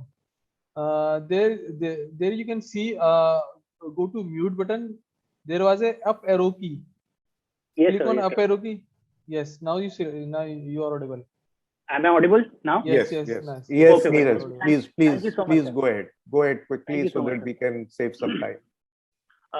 Hello and good afternoon, everyone. I am Neeraj Singh Manhas, and I would like to thank Professor Nagalakshmi ma'am and Dr. Divya Anand ma'am for giving me this opportunity to speak on a very important topic. And as I've heard, listening to other speakers, they have, talked about different countries. But as this technical section was basically, focusing on bilateral relations. So, but I was, listening to them, and most of them have, focused their issue towards the security challenges and the issues with the different countries. But today, as we have heard about the Nepal's narrative, China's narrative, and the Russia narrative. So I'll be focusing on the bilateral relation between India and Myanmar, and specifically what is the role of the United States and their interest in the Myanmar. So as we all aware that, in the 21st century, it has been defined that, there's a great seismic shift for a global power relation, and the world gravity shifting towards east. And when we talk about that power is shifting from Atlantic to Asia Pacific area. So as a result of it, the Asia Pacific is shifting. This particularly paper which I've written, this will focus on the India and the Myanmar relation in the contemporary era. And it also argues that the present transformation process allows for a major reorientation of India's foreign policy towards Myanmar. As we have seen, the democratization and the stability which is there, and on security in India's northeast region, and we also face the illegal migration from the northeastern state of India, and whether it is on the trade, infrastructure, or energy security, and on the development cooperation. This paper will also, examine the substantial changes which, in the future, the US and the Myanmar, relations, since the Myanmar adopted a reform program through which the important policy areas where, we have seen that Washington is also very much keen to see all these further progress, because we have seen that United States have, very much taken keen interest, but just only the bilateral relations are witnessed, not the army. So as we move further, we also know that India and the Myanmar, which is also formerly known as the Burma, are significant parts of South Asia and Southeast Asia, respectively. And these two nations are geographically, historically, religiously, and culturally very much connected. And they also form 643-kilometer border. They share it with, they share a border. And around with that, India and Myanmar, it's been surrounded by 4 Indian states, mainly the northeastern states, that is Arunachal Pradesh, Nagaland, Manipur, and Mizoram. So India also shares a very critical seas with Myanmar in the Bay of Bengal, we have seen, including the strategically significant, the Andaman Nicobar Island is also very much nearby, which is just near about 30 kilometers apart from that Myanmar islands which are situated there. So India and Myanmar had a very, when we talk about the bilateral relation, it cannot be completed without the historical experience. So the effects of which we have seen in the Myanmar dating all the ways back to the ancient time and way back in the 17th century, where Hinduism and Buddhism had spread to Myanmar from India. Between 1857 and 1947, both the countries were very much, ruled by the Britishers, and the two countries connected under British control have, fostered that mutual understanding that, they have to collaborate and in the common battle of for the freedom, or for the in the future time they have collaborated into the good bilateral ties. Both were under the British administration, we have seen, and here upon the independence, none of these new countries interacted much to improve their coordination and cooperation for mutual gain. Having significant diplomatic connections with one another was very much insufficient for them, because as they have to grow and they have to stand economically very powerfully in the contemporary era. So since they have shared a very similar elements, so during 1990s when globalization era started, they resulted very geostrategically environment was spreaded, and most notably in the south central and the southeastern areas, they awakened the eyes of both countries that they have to globalize themselves in order to stand in the with the other globalized country which are being totally developed. So India and Myanmar, we have seen that they have shared a defense cooperation also in the bilateral ties, and Indian military commanders have already visited Myanmar, shared their views, mutually benefited subjects were discussed. Several numbers of MOUs have been signed, and particularly the Indian Navy look to be very extremely proactive with many of these admirals visiting Myanmar. Additionally, we have seen that Indian Navy ships made regular port calls to Myanmar ports, and military training between the military of Myanmar and the Indian Army. They have jointly, done so many defense cooperation agendas. They have trained together different the exercises which they do on the annual basis. And most importantly, that area is totally surrounded with the water body, which has resulted into a piracy, terrorism, gun trafficking, drug smuggling, illicit fishing. So all these areas very much witnessed. And in 2012, when Mr. Prime Minister of India, he visited Myanmar, and he specifically focused that Myanmar needed to expand the security cooperation, which was critically not only to maintain peace, but along our land border also, because we connect from our northeastern states to Myanmar that way. That is from, we also follow up the Kolkata sea route to Sitwe port, which is situated in Myanmar. If we specifically talk about the bilateral relations, it has risen since 1917, because in the 1980s, we have seen a slight, decline. I have not made the PPT, but I would have shown you the data which have been, I've taken up from the Ministry of External Affairs website.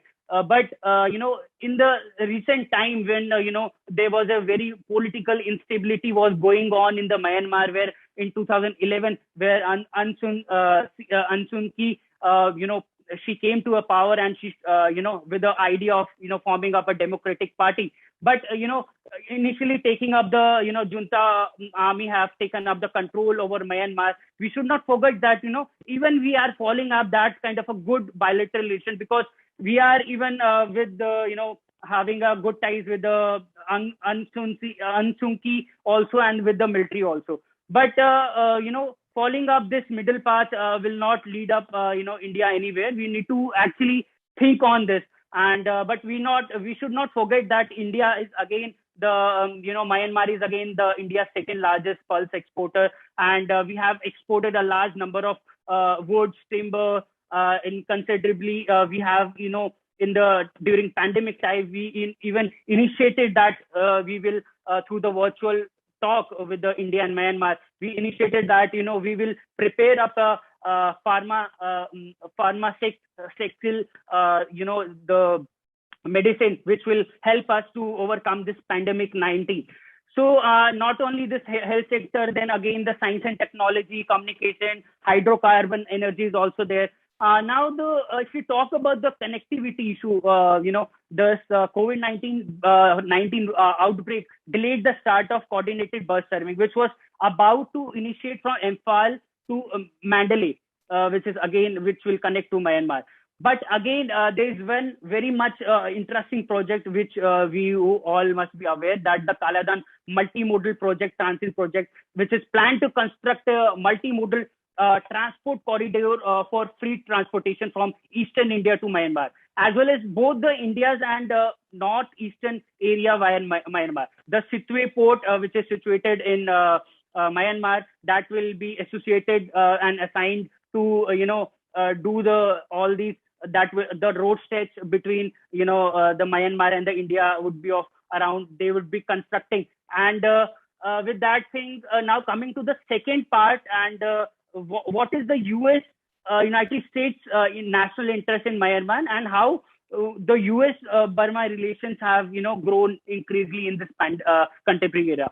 Since the security, democracy, and the human rights and the economy are the three main US interests in Myanmar, because they used to follow up that democracy. Myanmar was a democratic country, and that point of a time, these passions were commonly overlap, and a democratic Myanmar will benefit that peace and stability of Southeast Asia and the Asia Pacific. In some cases, we have seen that these interests may clash because of the Western concern for the rights of Rohingya. We have seen the illegal migration have been happening. The Rakhine state of Myanmar, it's been totally, overpopulated with the, Rohingyas, and they have initially, recently they have fled to the Indian Bay of Bengal and the northeastern states of India also. So that's again a kind of a, cause of issue. But US-Burma relation from the, point of view, if we see, they support a very peaceful, prosperous and democratic, in a way, and they have made a very significant strides towards the democracy in the last decade, and a strong military acting with the, plunged the country into humanitarian. They have helped each other in a very, very good way, systematically way. The United States have along with, they have assisted Burma into the Burmese refugees, and they have even given the asylum to, these refugees in Thailand. The United States continued to provide emergency humanitarian relief along the Thailand-Burma border also. And prior to this, military takeover is again assisted, which have been there. But, the US role was helping to, Myanmar was always there. And India again was, was a part of it. And in the conclusion, I just want to say that, India, Myanmar and the US ties, they were almost, certain to flourish further, flourish further on their own. But however, we have to deliberate and well plan their efforts. They may be reinforced and deepened in a considerably more visible manner over a short period of time. It is hoped that these nations, not just with their administration, but also their society would invest enough in their critical partnership. And there was no shortage of excellent ideas, whether from USA, whether from the India. Both the countries are very much connected, and I hope that it will heighten public understanding between the relationships potential and the geopolitical stakes which is involved in these countries forming up the bilateral relations. And in the future, a new spring of synergy should be established that would, again, fueled by a clear mutual of interest, what should be there, and the shared ideals, shared experience, and committed leaders will, come forward to form a very good.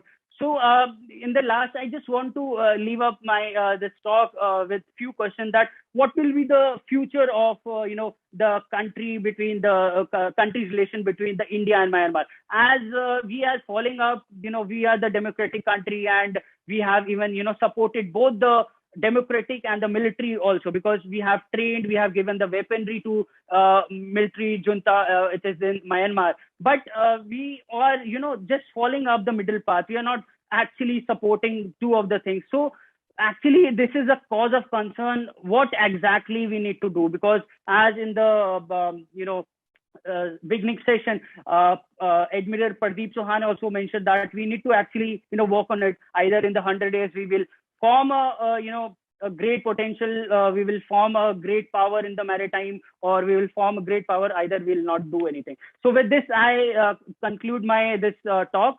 Thank you so much. Thank you so much for listening. Over to Ajay sir. Thank you. Thank you very much, Neeraj. Again, you are focused on a country which, a small country which has, challenges from its regional environment. The concerns, of course, about Myanmar is to a large extent domestic in terms of its the regime in power and the Rohingya issue, which is caused enormous concerns and difficulties in dealing with a challenge which not many countries, regional or otherwise, have clear solutions to. Fortunately, I mean, the fact that you've made a presentation of Myanmar itself is important because this country again does not get much of importance. It's almost left out of the Asia Pacific and left out of South Asia. So it's good to see that people are still working on it, and you have given us some notions or ideas about the relationship that the evolving relationship of India with Myanmar. So thank you very much, Neeraj. We'll now move on to the next presentation, and that is by Sanchita Bora. Mrs. Sanchita Bora is a research scholar at the Jawaharlal Nehru University, and her paper presentation is going to be on a race for water security, constructivist understanding of Sino-Indian relations over the river Brahmaputra. Sanchita, may I now call you? Please make your presentation for 13 to 14 minutes. Hello, sir. Am I audible? Yes, Sanchita, you're audible. Please go ahead. Yeah. Good afternoon, everyone. My name is Sanchita, and I'm really thankful to the chair, the co-chair, and the organizing committee for giving me this opportunity to present my paper. So can I switch off my video because my internet is fluctuating actually, so that's why yeah.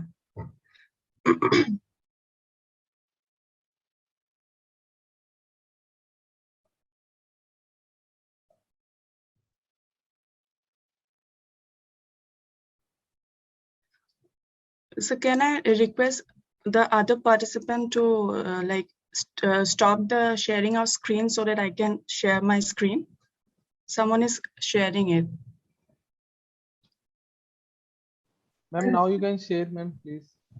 Okay.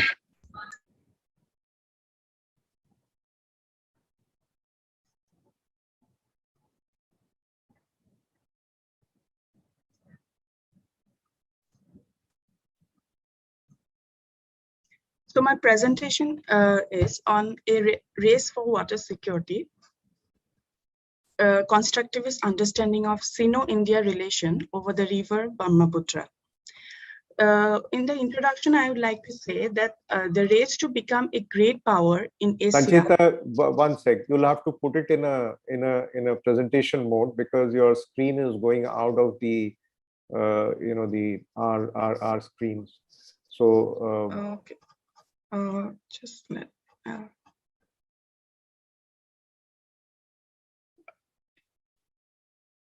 Sorry, what should I do? I'm not able to. Well, the organizers will try to help you. If is her presentation clearly visible? I'm requesting the organizers to intervene over here.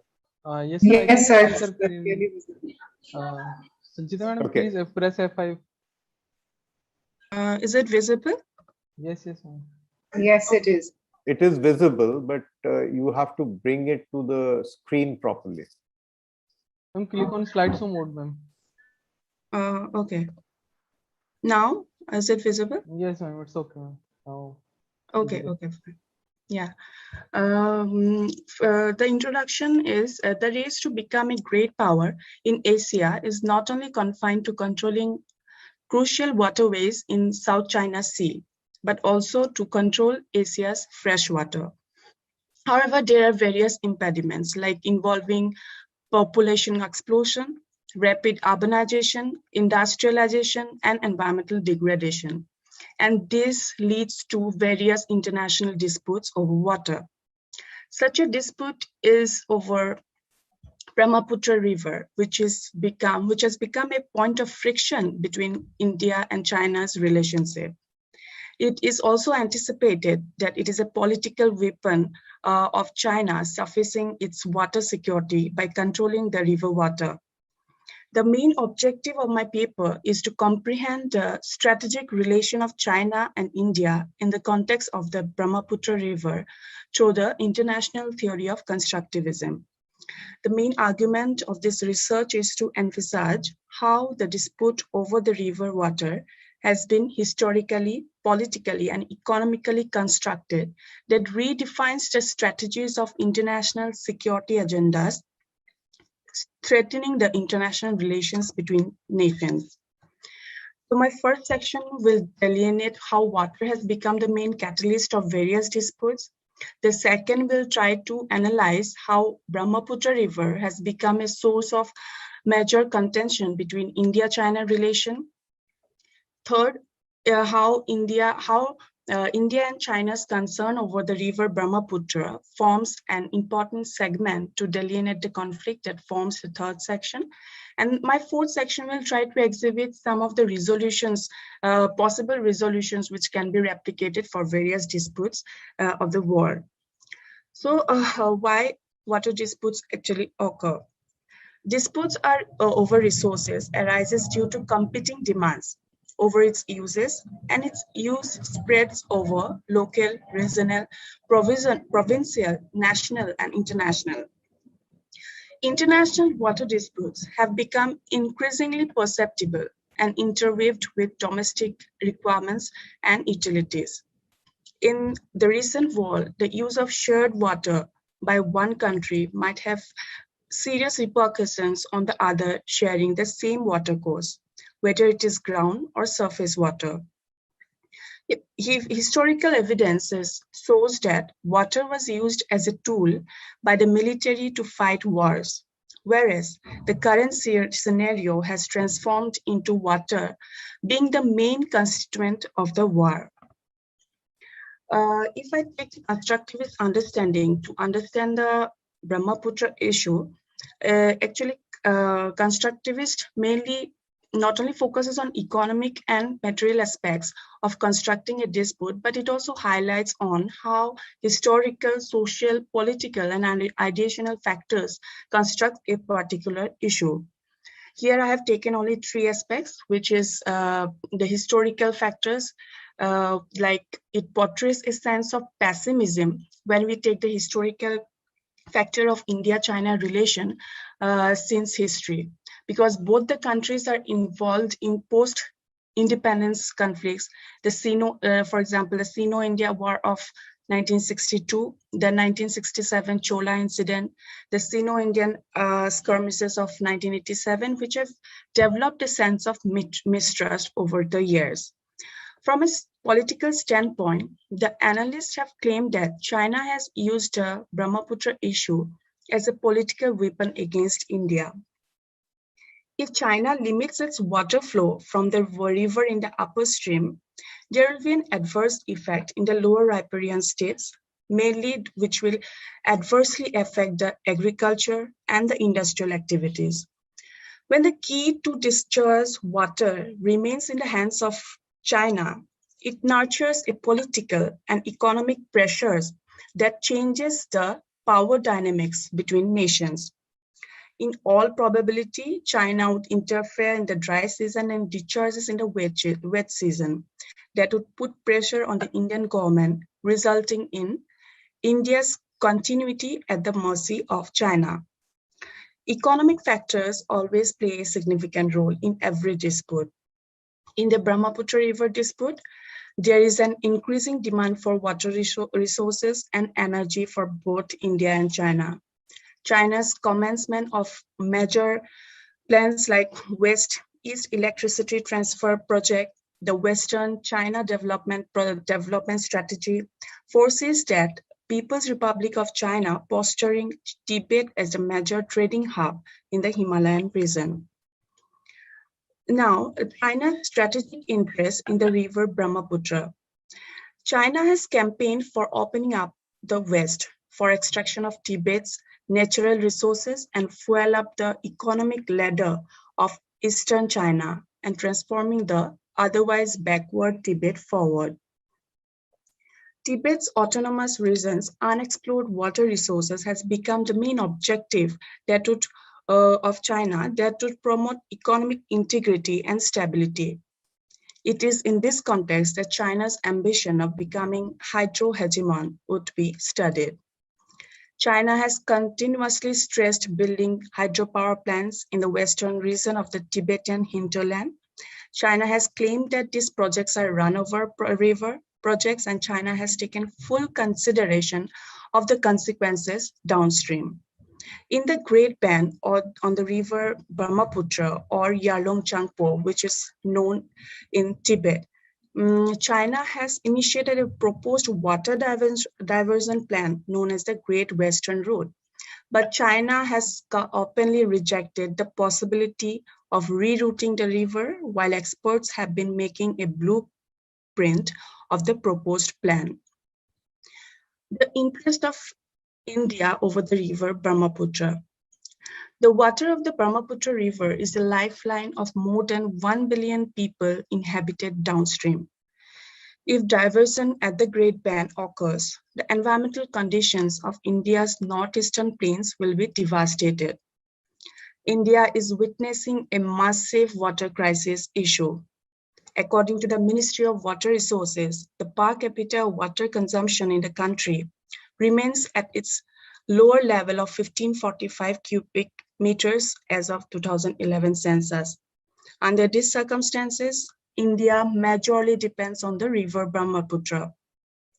30% of the river water accounts for freshwater resources and around 40% for the potential hydropower projects of the country. Diverting the water from the river in the Great Band to the dry north of China would cause serious implications on agriculture and fishing in the middle and the lower riparian states. Brahma Chelani, a strategic expert, has warned that the dams, irrigation systems, barrages, and canals in the upstream administer water as a political weapon that can turn into a war, or indistinctly a peacetime can signal dissatisfaction among other co-riparian states.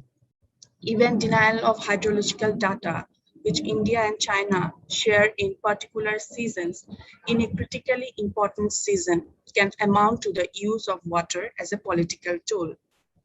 So there, I have suggested some of the future mitigating the future hostilities that both China and India, we all know that both China and India are cursed with water shortage and limited drinkable water.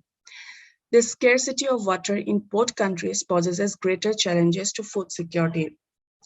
So the need of the hour is that India should now mainly focus on bringing China to tables, inking down the potential binding treaties with the lower riparian regions.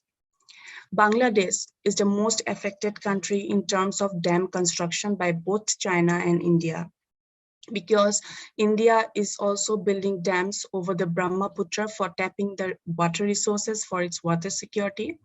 So Bangladesh High Commissioner to India, Tariq Ahmed Karim, in an interview suggested establishing a South Asian level water regulatory and monitoring committees like India's Himalayas River Commission to better supervise the water issues in the sub-regions.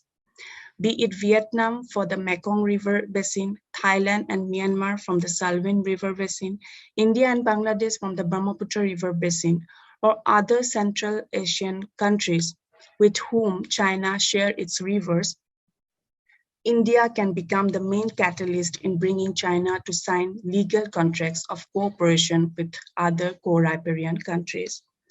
Along with the use of resources and technology, an integrated dialogue should be called for managing and reducing disasters. There is an urgent need for undertaking coordinated efforts for scientific studies on glacier melting and its ramifications in the flow of its rivers. Bilateral or basin-wide level institutional mechanisms are required, as there is no international treaty presently in effect. Based on international norms, inter-country water institutions for fair utilizations could help in establishing dialogues and planned cooperation. With this, I would like to conclude my presentation. Thank you. Well, thank you, Sanchita. That was short and good. You managed your time well. This is an important issue about water security, which is actually going to be a major issue for most countries. But the problem between India and China in terms of the way China has been trying to divert water and ensure water security for itself. Water security is an issue which has to be dealt in a multilateral way, and not countries cannot take unilateral decisions on them. So there are concerns about many countries which actually want to ensure their security first before thinking regionally. But there are serious regional concerns. The way the water flows in South Asia are, it's not only the Brahmaputra, but also the issue of the Indus in the western sector, which are going to be issues for India in the future. And Brahmachalani's book, which clearly points out to the possibilities, the future possibilities of conflict. And many strategic analysts believe that future wars might be over water. Now, that's something which may be a little alarmist, but we should not kind of discount that entirely, because the importance of water to our lives, whether it's agriculture or existence itself. So it's an important issue. Sanchita has given us an understanding on the Brahmaputra River. We have actually run out of time, but if the organizers permit, we could take at least one question for each speaker, extend by about 15 minutes. And I would request that if people can put one question in the chat box for each speaker. I mean, I'll just have to choose one question. So, all the speakers who have taken so much of pains to, make their presentations, at least there should be one question to each. So my request to the organizers to extend the session by 15 minutes and allow for a little bit of discussion.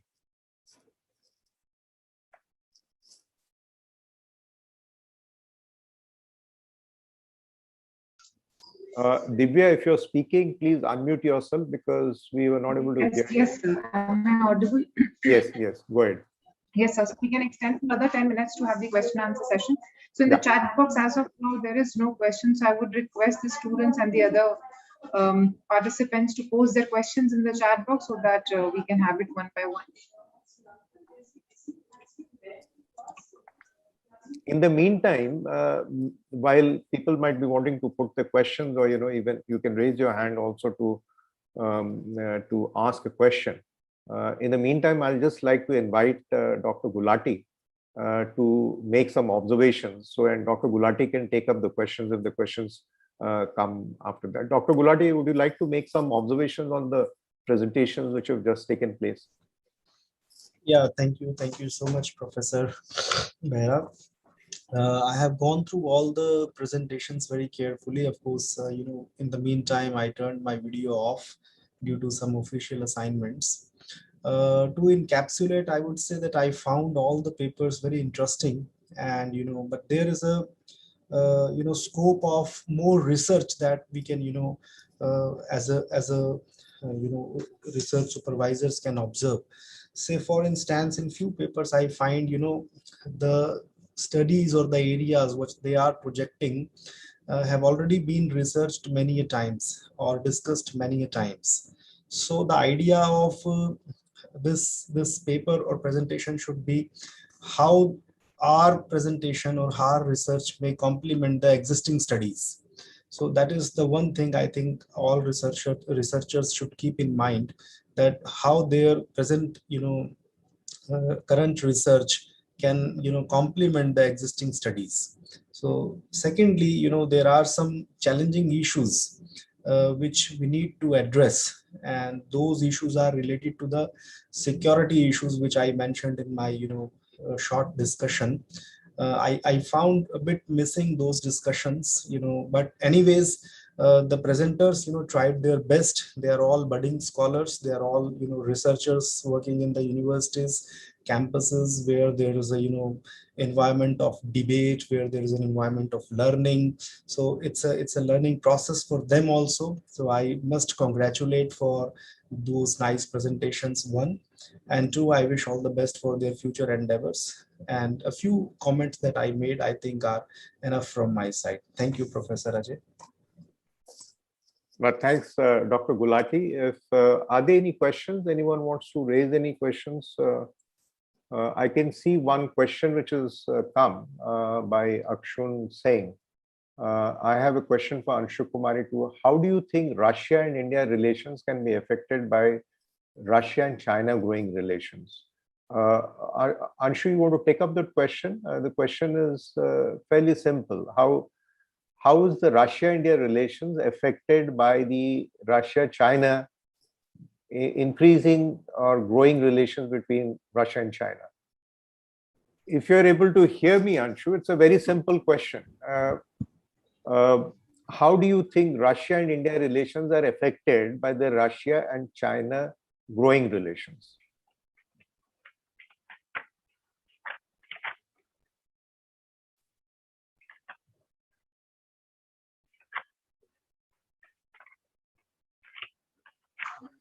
Sir, I have posted the question for Anshu in the chat box also, so I hope that she's able to read it. I can see that. I hope Anshu is able to see that.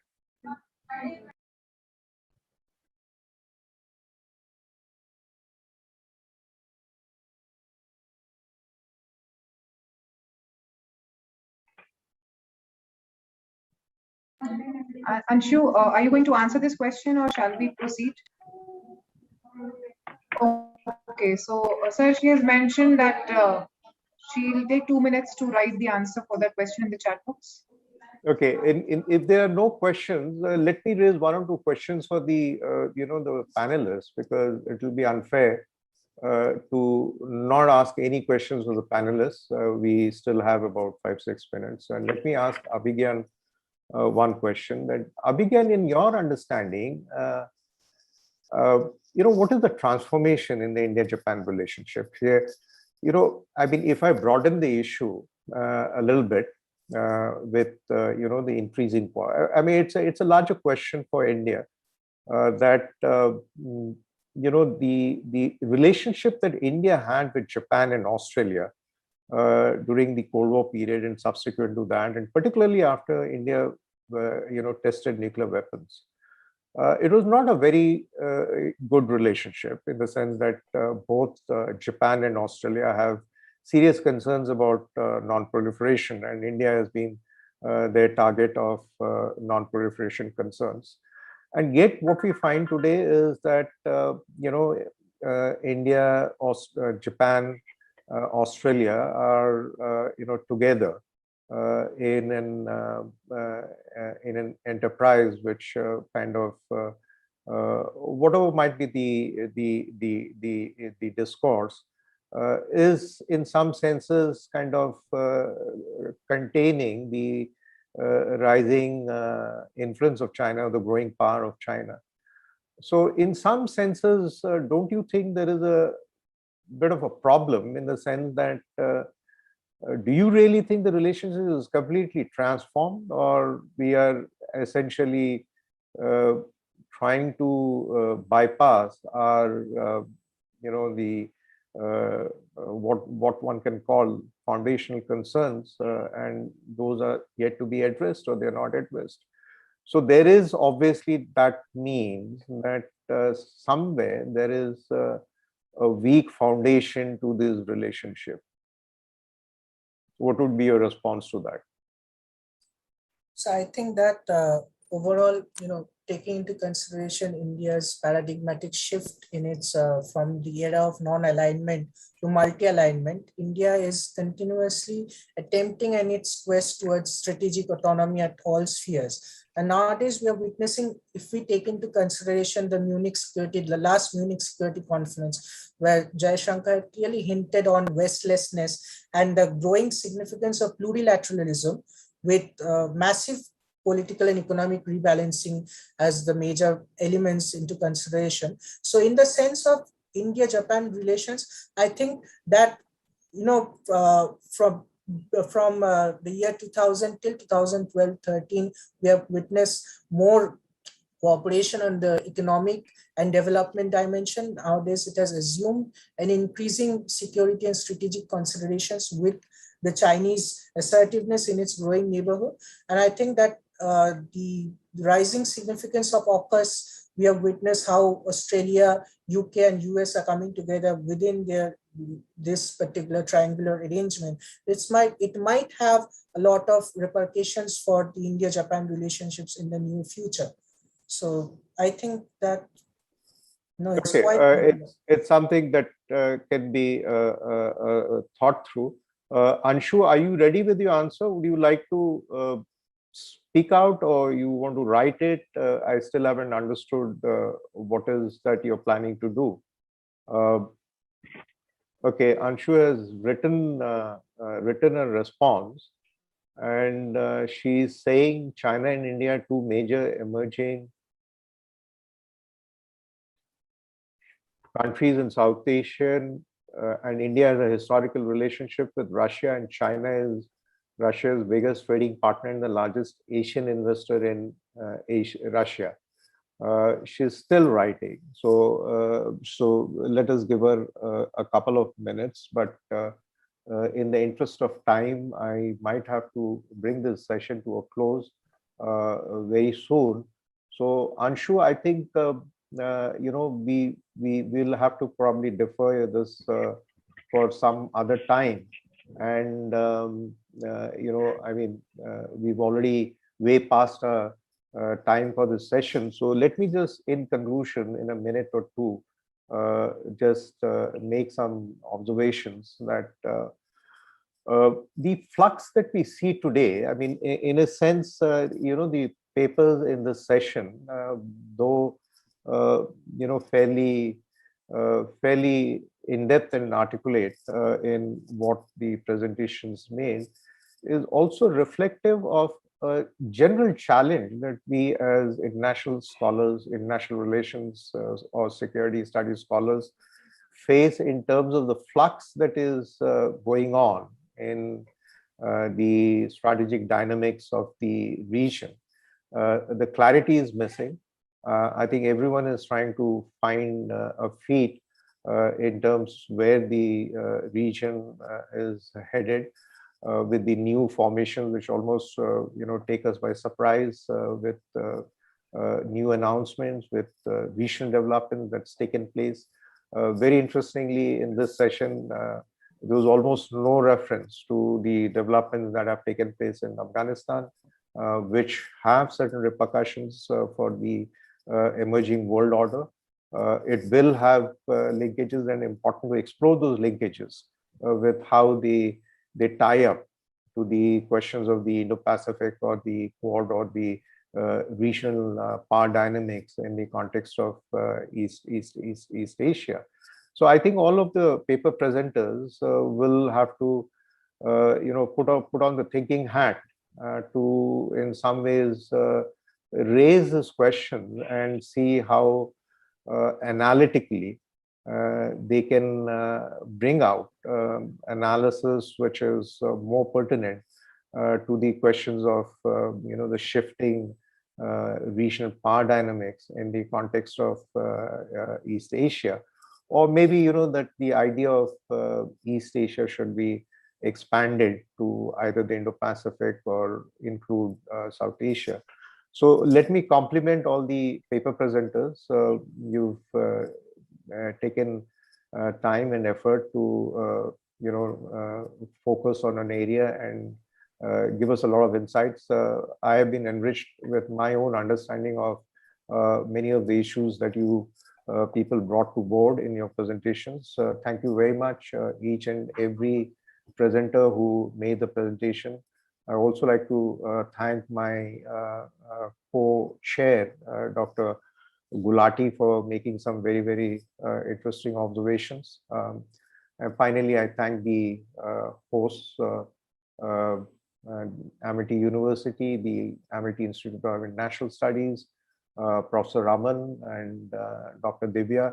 Thank you very much for inviting me. I have learned a lot from this session, and I wish that all the other sessions go off smoothly, and we will be enriched by this seminar that you people have put together with so much of effort. So I bring this session to a close. Thank you very much. I now hand over to the MCs or the organizers to make their further announcements. Thank you. All right, thank you so much, Professor Dr. Ajay Darshan Behra. I believe that a lot of us have found a lot of food for thought. All right, sure, ma'am. Shivali, just a minute before you proceed. Thank you so much, sir. It's a pleasure to have you here. And the inputs which you have given, I'm sure for all the students, for all the speakers and the faculty members, those who are listening to this session, they have got the inputs and the opportunity to learn from your expertise as well.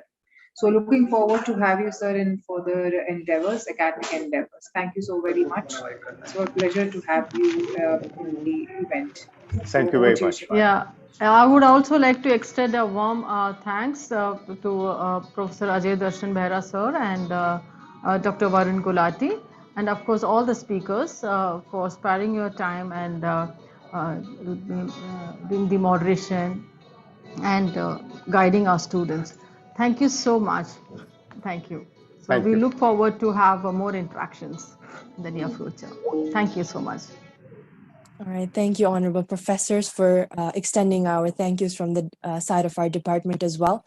But once again, thank you so much to our honorable chair, Dr. Behra, our co-chair, Dr. Gulati, and the presenters for such an enlightening session. It has definitely enabled us, especially the students of AIIS, with a greater understanding on bilateral relations among Asia-Pacific nations.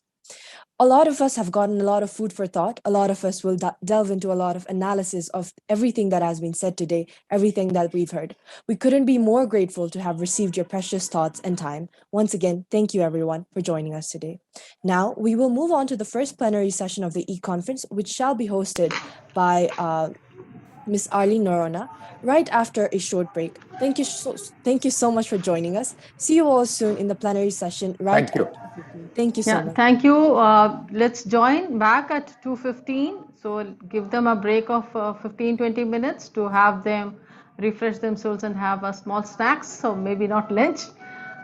Okay. Thank you so much, and we'll be joining back at 2:15. The session will be on, but we'll be joining back at 2:15. Thank you. Hello.